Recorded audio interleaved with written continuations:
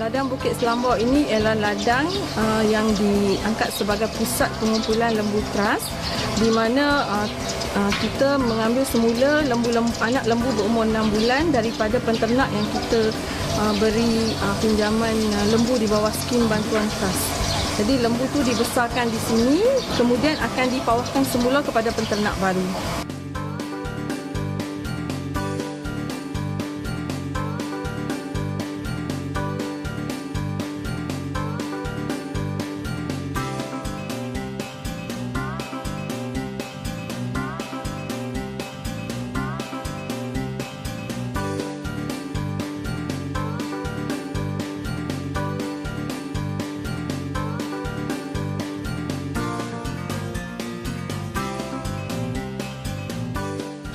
Yang ada di dalam petak 7 ni telah sedia untuk dipawahkan semula kepada penternak barulah.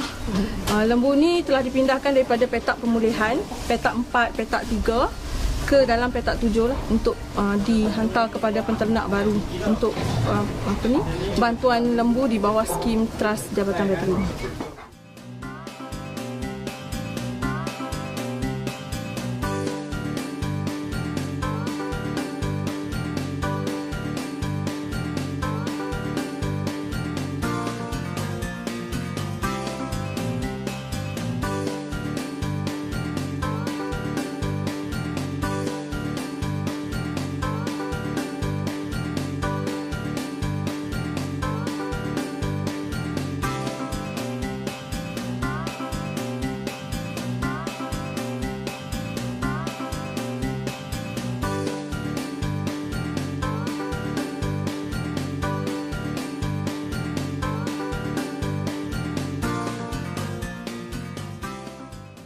Okay, sekarang kita berada di ladang ternakan pinju dalam baling, di mana ladang ini adalah ladang untuk pengeluaran bakar-bakar terpilih seperti KK, Brahman, Bali dan juga Chevrolet.